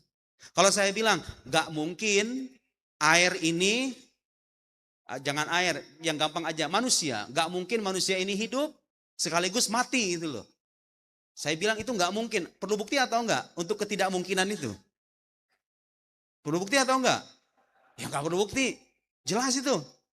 Kenapa? Karena kita percaya dengan hukum kontradiksi yang mengatakan dua hal yang bertentangan nggak mungkin saling membenarkan, nggak mungkin saling menyalahkan. Salah satunya harus benar. Itu contoh hukum akal yang bersifat universal. Mau bicara di barat, di timur, di Asia, semua orang akan sepakat dengan itu.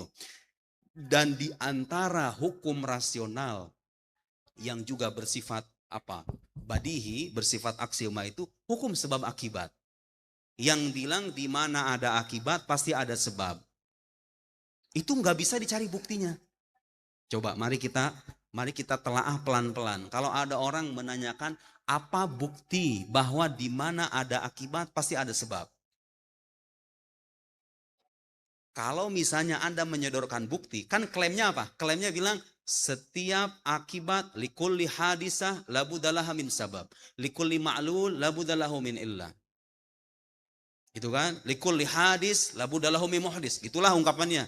Di mana ada akibat pasti ada sebab. Ini kesimpulan atau pernyataan. Kalau harus dicari buktinya, itu akan menjatuhkan kita pada tasalsul. Kalau sekarang kalau saya bilang setiap akibat itu kepada sebab. Buktinya apa? Buktinya adalah bla bla bla bla bla bla bla bla.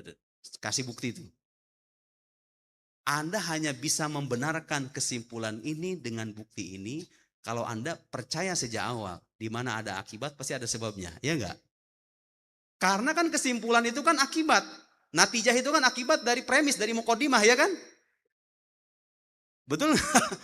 Ya, anggap orang nggak percaya, orang nggak percaya Tuhan misalnya nih, nggak ada yang namanya hukum sebab akibat. Oke, Anda mengatakan tidak ada hukum sebab akibat. Saya mau nanya, buktinya apa? Kalau dia bilang buktinya bla bla bla, bikin artikel misalnya, bikin tulisan, secara tidak sadar sebetulnya dia percaya hukum sebab akibat itu, ya enggak? Dia meyakini argumennya sebagai sebab dan kesimpulannya yang mengatakan tidak ada hukum sebab akibat, itu adalah akibat gitu loh. Hancurlah sudah dia, ya kan? Itu contoh pengetahuan rasional yang nggak bisa ditanya buktinya gitu loh. Makanya saya kalau ngikuti perdebatan orang ateis yang masih mempertanyakan kayak begitu, nggak usah diajak debat. Itu orang ada yang error dengan akalnya gitu loh. Kan kita debat dengan orang yang lurus dong logikanya, baru kita bisa ketemu gitu loh.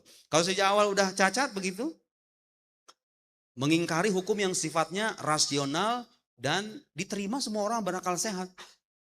Memang kalau di masyarakat awam, di tengah masyarakat luas, orang nggak tahu mungkin hukum sebab akibat, tapi dia meyakini itu dalam hatinya tuh sebetulnya dalam nalarnya dia mengimani itu, dia percaya itu.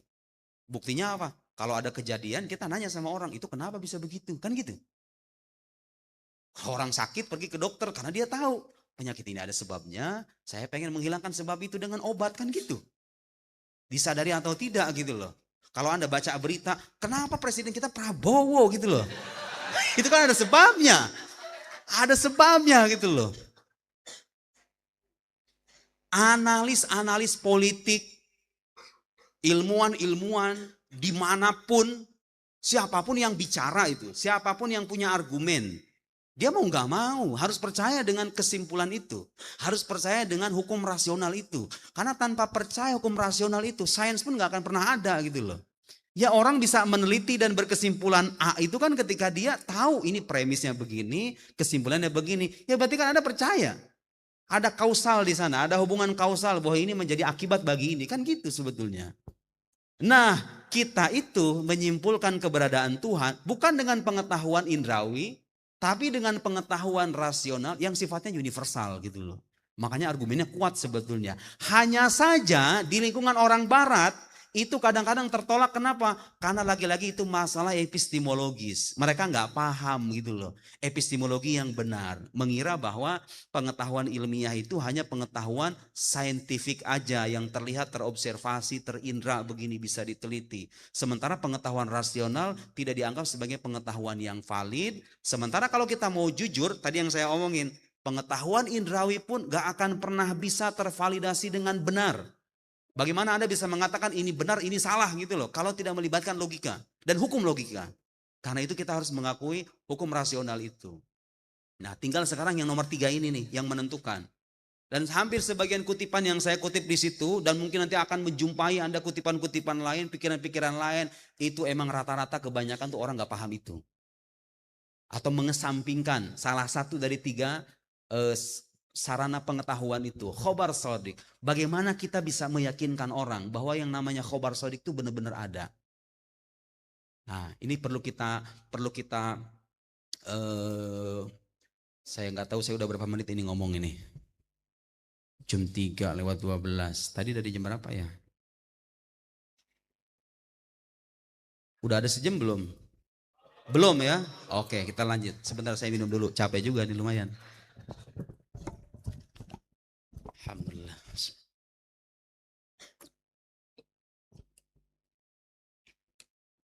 Saya belum baca teksnya itu kan. Baru mukadimah ini juga. Iya. Kuat, saya juga kuat sebenarnya. Khobar shadiq. Informasi yang jujur atau yang terpercaya. Untuk mungkin Anda sebagian sudah tahu bagaimana khobar shadiq yang qasim ila qismain. Fi khobar mutawatir, fi khobar Nabi al-mu'ayyad bil mu'jizah, gitu kan? Khobar mutawatir itu pada akhirnya juga kembali pada pengetahuan indrawi kan sebetulnya.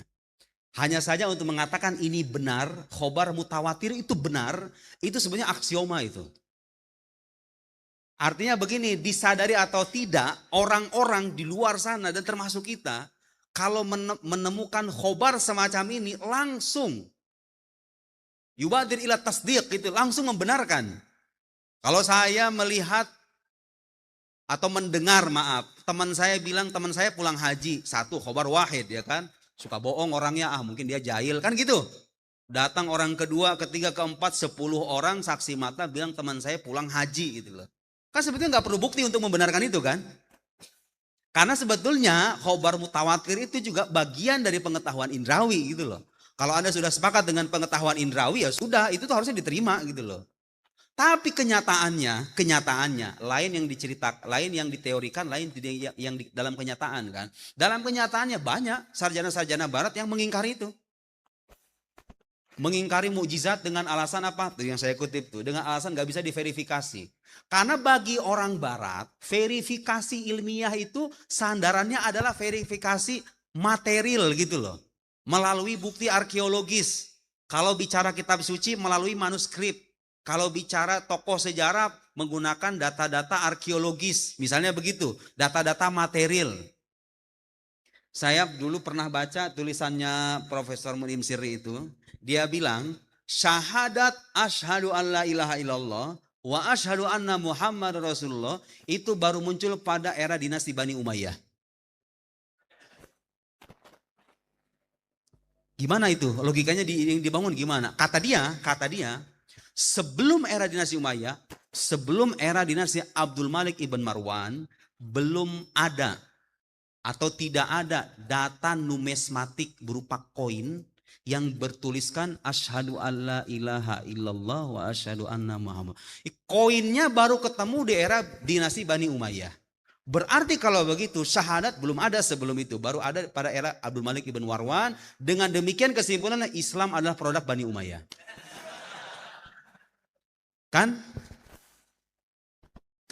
Anda tertawa mendengar ini, tapi ketika baca tulisannya dikemas dengan bahasa-bahasa ilmiah yang mentereng. Istilah-istilah yang keren. Intinya mah begitu. Kok gitu? Kok gitu? Cara itu bener real. Lihat bagaimana cara pandang materialistik yang membatasi pengetahuan pada pengetahuan indrawi saja. Akibatnya begitu tuh. Kan pertanyaan orang awam sederhana aja. Dulu sahabat Nabi kalau masuk Islam gimana syahadatnya kan gitu. Kalau emang syahadat baru ada di dinasti Umayyah itu gimana ceritanya kan gitu. Itu lagi-lagi soal orang mencampur adukan antara bukti material. Jadi bagi dia begini, tidak ada bukti material sama dengan tidak ada bukti gitu loh. Kan gak masuk akal itu. Tidak ada bukti material itu salah satu dari bukti yang valid. Karena sumber pengetahuan bisa dari materi. Sejarawan kalau meneliti bukti-bukti material sah, itu salah satu bukti. Manuskrip kah, mau inskripsi, mau apa namanya, data arkeologis itu sah. Tapi dia bukan satu-satunya. Nah, mengatakan bukti material bukan satu-satunya, itu perlu lagi pembahasan epistemologi itu. Gimana Anda membuktikan ke orang bahwa pengetahuan material itu bukan satu-satunya pengetahuan valid gitu loh. Tapi ada juga pengetahuan lain. Kalau kita kan ada khobar sodik. Nah, khobar sodik ini kalau kita bicara soal khobar mutawatir, sebetulnya kalau orang jujur dengan sikap intelektualnya gak bisa diingkari. Dan kalau kita nanya buktinya apa kalau kita membenarkan khobar mutawatir, gak bisa loh itu. Sesuatu yang sudah jelas sebetulnya kan. Gak bisa. Sama kayak Anda nanya, ini buktinya apa kalau dia air gitu loh. Ya, dia air. Buktinya apa? Ya dia air gitu, mau gimana lagi kan? Bingung kita. Itu pengetahuan yang jelas, yang badihi, yang aksiomatik itu semakin dicari buktinya semakin gak jelas. Karena sudah jelas gitu loh. Sesuatu yang jelas sudah gak bisa diperjelas, dia udah jelas pada dirinya sendiri. Di pengetahuan aksiomatik itu ibarat fondasi dari pengetahuan kita semuanya gitu loh. Semua yang Anda produksi di kitab-kitab yang Anda bicarakan dalam bahasul, semua itu nggak akan pernah mungkin terkomunikasikan. Kalau Anda nggak percaya dengan hukum rasional dan hukum-hukum aksiomatik itu. Khobar mutawatir itu walaupun orang mengingkari dalam urusan keagamaan, mukjizat diingkari, khobar diingkari. Tapi dalam kesehariannya dia membenarkan itu. Dalam kesehariannya ya, dia akan membenarkan itu. Nggak mungkin. Nah, tinggal yang satu lagi. Khobar Nabi al-mu'ayyad bil mu'jizat. Kenabian seseorang yang kita katakan menyampaikan khobar sodik, itu juga pada akhirnya harus dibuktikan. Tapi pembuktiannya bukan dengan yang pertama, dengan pengetahuan indrawi, tapi dibuktikan dengan pengetahuan rasional. Dengan dalil akli. Kenapa harus dalil akli? Pertama begini, kalau kita bicara kenabian, itu bicara sesuatu yang bersifat metafisik.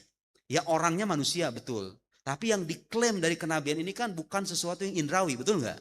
Nah, kalau kita bicara metafisika, maka kita juga harus bicara dengan sudut pandang yang cocok gitu loh. Yang cocok membahas hal-hal metafisik itu ya logika. Karena logika kita ini semen perekat semua manusia. Mau orang Kristen, mau orang Hindu, mau orang Buddha, orang Islam. Semuanya punya akal sehat dan bisa bicara dengan logika itu. Nah, makanya premis yang dibangun untuk menyimpulkan fulan adalah nabi. Dan khobarnya shadiq, khobarnya terpercaya. Itu harus menggunakan argumen rasional. Dan saya tidak perlu menjelaskan di sini karena sudah dipelajari kan bertahun-tahun, betul nggak? Nggak perlu. Kalau saya bicara di seminar orang-orang sekuler, orang ateis mungkin perlu dijelaskan. Gimana Anda menyimpulkan Muhammad adalah nabi itu? Kalau kita kan udah selesai dengan itu.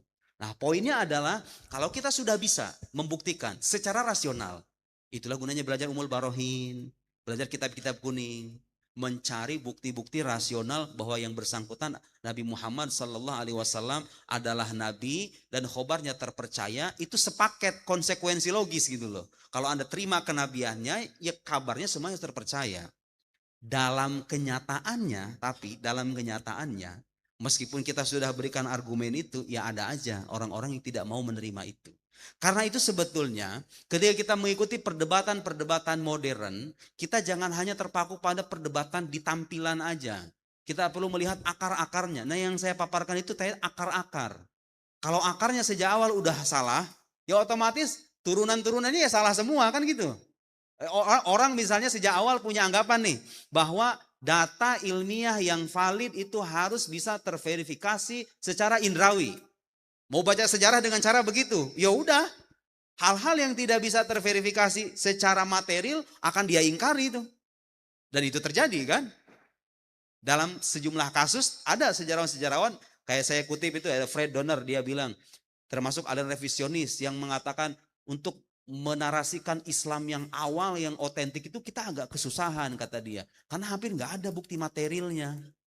Ya kan bukti nggak selamanya bisa materi. Tuh lihat, lagi-lagi balik ke soal akar tadi bahwa yang menjadi problem adalah soal epistemologi itu. Manakala orang membatasi pada sesuatu yang bersifat material saja, tapi melupakan aspek lain. Bahwa ada seorang nabi yang bukti kenabiannya bisa dibuktikan secara rasional, dan dengan demikian informasinya bisa terpercaya, dan ada lagi hukum-hukum rasional itu sendiri gitu loh yang kita gunakan untuk menganalisa data-data sejarah itu. Jadi Islam itu mengajari kita satu bangunan epistemologi yang utuh. Di saat kita melihat aliran filsafat modern dan postmodern, aliran postmodern itu mengingkari atau tidak mempunyai bangunan epistemologi yang kokoh, seutuh yang diajarkan dalam tradisi keislaman. Karena itu kalau sejak awal kita sudah beda dalam epistemologi, mustahil kita ketemu itu. Ya, dia akan ngotot dengan pandangan itu, kita juga akan ngotot dengan pandangan kita, gak akan ketemu. Ya kan? Kenabian Nabi terdahulu. Banyak orang-orang yang mengingkari, gak percaya dengan kisah Nabi-Nabi terdahulu dengan alasan gak ada bukti materialnya. Kan lagi masalah epistemologi itu. Masalah asbabul ilm lil khalqi thalatha. Itulah alasan kenapa saya baru tahu dosen saya ngajar itu pertemuan-pertemuan gitu. Ternyata emang begitu. Faktanya begitu, menunjukkan begitu. Filosof, saya kira begitu ya. Mungkin kayaknya itu cukup ya Ustaz ya.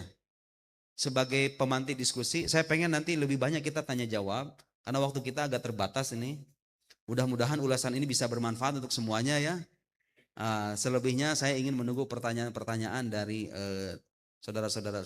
Alhamdulillah kawan-kawan, itulah tadi beberapa pelajaran, beberapa nasihat yang telah disampaikan oleh Ustadz Nuruddin, tentunya sangat bermanfaat. Dan terima kasih bagi kawan-kawan yang sudah menonton video ini sampai akhir. Semoga video ini bermanfaat bagi diri kita, keluarga kita, dan umat seluruh alam. Wabillahi taufiq wal hidayah. Assalamualaikum warahmatullahi wabarakatuh.